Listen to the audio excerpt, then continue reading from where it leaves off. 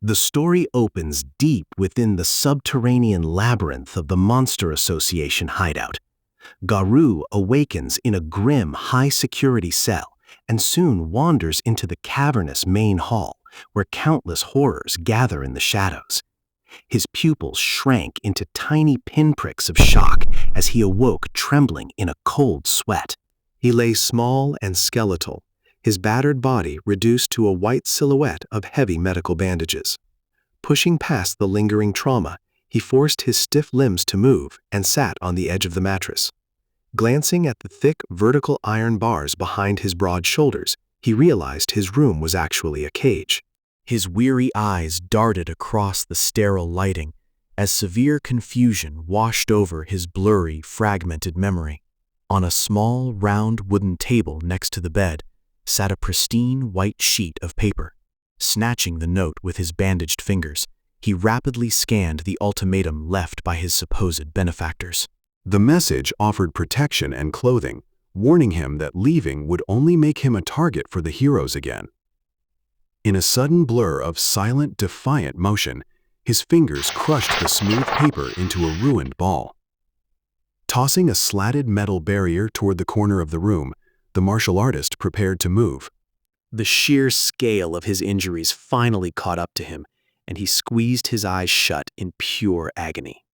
Driven by basic survival instincts for food and water, he pulled a dark, tight, long-sleeved shirt over his shredded torso. A faint memory flickered in his mind of fighting his old master before a bird monster intervened. Irritation twitched in his brow as he felt nothing but resentment for the group that had dragged him underground. Wandering deeper into the organic, web-covered corridors, he wondered about the fate of the old man and the giant centipede. He paused against a damp, jagged wall, his breath visible in the putrid, blood-scented air. Isolation and physical exhaustion played tricks on his mind until a desperate sound shattered the heavy silence. Down a long, square-shaped tunnel, a blindingly lit doorway echoed with frantic, tearful screams for mercy. Peeking from behind a cracked stone pillar, he watched a group of terrified humans begging for their lives. Looming high on a craggy ledge, the massive, fleshy form of Gyoro stared down at the tiny captives. "Do whatever you want with the hostage. We're just mercenaries for hire." The terrified humans threw away their pride to survive. Sweaty, trembling faces flashed in the dim light as the broken men offered all their money to avoid being eaten. Observing from the shadows, the martial artist looked down at the pathetic display with purely cold disdain. Unmoved by their tearful pleas, he realized these reckless idiots were not the pro-heroes he hunted. Down in the grim hall, an armored soldier screamed in absolute terror alongside his collapsed, despairing comrade. "Regardless of what you say, you still killed 2 of our soldiers. We can't just let you leave." The creature offered no mercy. The monstrous leader encouraged the human captives to resist, inciting a one-sided slaughter for the stadium-like arena. "It's all his fault." The cowardly man whimpered, attempting to deflect the blame in a futile display. Kneeling in the dirt, another captive bitterly lamented the mysterious mechanical intervention that had thwarted their escape. Standing like an immovable statue, the towering machine god G5 was revealed in its intricate, dark samurai armor. "Thank you for your gift. I'm pleased that we're getting such a promising recruit." Acknowledging the robot's dark potential, the monstrous strategist requested the imposing newcomer's true identity. "I found them by coincidence on my way here, so I brought them to you. I am Machine God G5. The mechanical warrior towered over the ledge, kicking up dust with heavy boots. "I was sent by the organization to assist the Monster Association." The fleshy appendages twitched with immediate suspicion at the unexpected mention of the mysterious creators.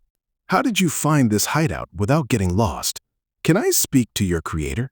Deciding to set aside the interrogation for the moment, the strategist formally welcomed the massive machine. "It's fine if you hide there. Just wait a little longer, Garou." Sweat beaded on his shadowed face as the martial artist reeled from the sudden telepathic intrusion in his mind. "First, we need to decide how to punish them. Kill them. Monsterize them. Or maybe... The massive monster crowd erupted into a chaotic, bloodthirsty frenzy, screaming to carve up the human flesh. Surrounded by the echoing sounds of their impending doom, the terrified captives lost every shred of hope. The pale leader's massive eye calmly acknowledged the ravenous bloodlust radiating from every corner of the amphitheater. It's so hard to keep them in check. The creature reflected on the sheer difficulty of maintaining order. Watching the sheer scale of evil unfold below, the martial artist narrowed his eyes in tense calculation. Chaos finally broke the ranks as a mob of grotesque, low-level horrors charged forward with unrestrained predatory hunger. Cornered and overwhelmed by the thundering footsteps, the huddled humans screamed as jagged, dark shadows encroached. Oi, oi, don't act on yer. The attempt to maintain order fell short against the peaking bloodlust. Oh, is that so? The bandaged maniac intervened, his single bloodshot eye pulsing through the grime. If the one who strikes first wins, he tilted his head at an unnatural angle, preparing to slaughter. In a chaotic blur of blinding steel, the sadist massacred the insubordinate monsters in a massive spray of blood. Then I want them all. Wisps of dark aura rose from his tattered garments amidst the mangled remains. Hey, is that okay, Gyoro? He checked in with the leader, though his predatory stance suggested disobedience. I'm almost at my limit here. I can't hold back my impulses anymore. The system aggressively identified the manic blade-wielding threat as the disaster-level demon, Royal Ripper. I want to hear people scream. It feels like I'll go crazy if I don't. It hurts. Stop. The jagged blade pressed into his forehead, trailing fresh blood over his pale face. Just let me play with these kids, and I promise to stay put until the fight with the heroes. Leaning against the dark stone pillar, the spectator wondered how the leadership managed such a batshit insane group. Acknowledging the absolute authority required to command them, he closed his eyes and decided it wasn't his business. But I'd like to offer my 2 cents, based on my fight with them. However, they've been customized to match each person only. No one else, let alone a monster, can bring out its functions. The battle suits they're wearing have remarkably high battle potential. It should be to our benefit to utilize them. So you're saying we should spare their lives and use them as pawns? The creature considered the tactical advantage of this suggestion. No. Just look at them. These kids are so scared, they'll be no use. The manic killer entirely rejected the cold logic of the machine. Forcing them to fight heroes in this state would be so cruel, wouldn't it? It's better if they die instead, right? He justified his impending slaughter with a twisted sense of mercy. Rejecting the machine's tactical logic entirely, the sadistic monster swung his arm in a blur, initiating the brutal strike. Across the cold pavement, the slender silhouette of Dew stood ready, looming over a remaining human captive. In that case, I'll make them mine. The athletic woman eagerly claimed the broken survivors for herself. Don't worry, I'll discipline them well. Her eyes crinkled in a mocking, sadistic smile behind her industrial mask. Pulling her spiked leather whip taut, she shifted her weight with an intense, wide-eyed glare of malice. Perched atop the jagged cliff face, the massive central eye observed the tension and called out to the Ripper. Let Dawes handle this. The leader delegated the final punishment to the whip-wielding monster. Discipline? What do you mean? The weeping survivors realized too late that their fate was worse than death. Shut up. Lunging forward in a violent blur, she snapped her spiked whip aggressively toward the cowering captives. Ack! A faint heart shape appeared in his dilated pupils as the immediate agony took hold. Stone debris flew into the air as the corrupting influence warped their screaming bodies beyond human proportions. Snapping tactical armor and tearing fabric echoed loudly as thick, unnatural muscles bulged from their necks and foreheads. Rah! Ah! The hulking, newly born titans threw their heads back and bellowed in mindless unison.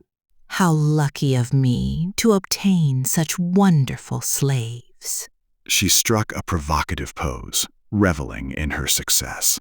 There is something I would like to know, Lord Gyoro. Are members of this association permitted to kill each other? It's not encouraged, since it will only decrease our forces, although sometimes it can't be helped, given what we are. Descending into a state of manic hunger, the bandaged killer's bloodshot eye twitched erratically as he chuckled. I smell another human.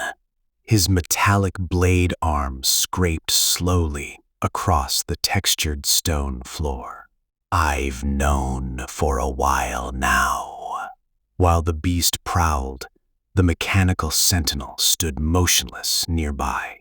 Come out! He raised his blade arms into a lethal striking position toward the dark tunnel. A dark martial arts shoe stepped firmly onto the polished stone, landing with a deliberate, heavy thud. The dark silhouette walked with quiet resolve across the cracked arena floor, toward the gathered monstrous elites.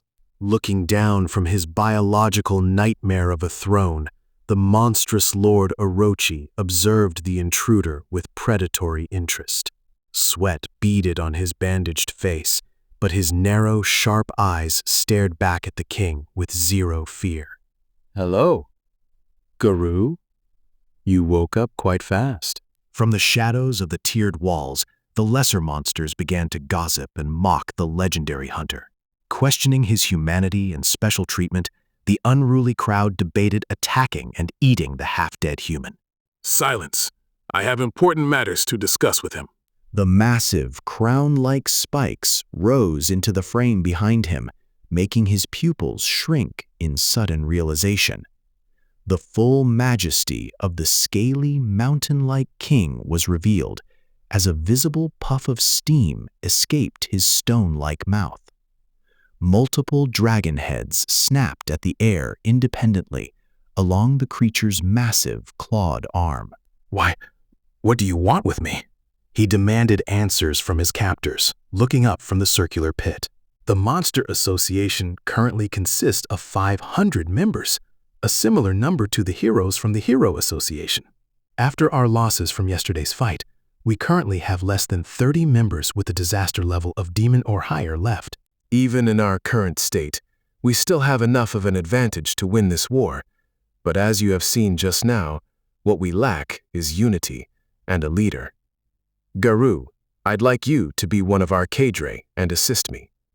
Making him a cadre immediately feels like you're playing favorites. The shadowy figure slumped his shoulders skeptically.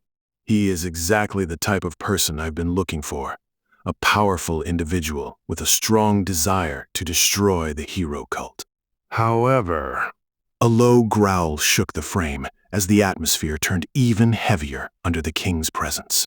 Our boss, Lord Orochi, has one condition. The ultimatum was presented clearly.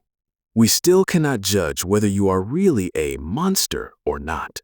The giant eye questioned the martial artist's remaining humanity. So we need you to prove to us that you are a true monster. The terms of his final trial were formally set. You want me to grow horns or something? He scoffed with half-lidded eyes, reacting with typical defiance. The screen went pitch black before a single, jagged voice set a strict deadline of 1 day. Bring me the head of a hero. It does not matter who. That is the easiest way. The insectoid fiend tilted his head, sporting a wide, malicious grin. If you can kill heroes without hesitation, you're an excellent monster. If it's bodies you want, earlier I already... Unimpressed by their posturing, he began to recount his previous kills. I hate to be the bearer of bad news, but Silver Fang and the rest have all survived. Elder Centipede was defeated. A frantic messenger squawked out the terrifying update. His right eye widened into a pitch-black void, his breath hitching as the catastrophic news of his former master hit him. The camera crawled down a desolate, narrow hallway, lined with massive stone pillars, as dread settled over the hideout. Realizing the association's power was being systematically dismantled, the martial artist mentally tallied the sudden deaths of their top forces. I'm sure Gyoro didn't expect to lose to Cadre before the final battle even began. Is that the reason why he's trying to recruit the hero hunter? I doubt the brat's strong enough to fill the hole that Goketsu and Elder Centipede left behind. Indeed, we are far stronger. I can't imagine what Gyoro's thinking. Well, not that I'm interested in any of this. As long as we can destroy Flash and the Hero Association, it doesn't matter. The two ninjas wondered aloud about the fate of their absent peer before fading into the vast darkness. The system formally introduced the terrifying multi-eyed threat as the disaster-level demon, Bugdod. What do you want from us?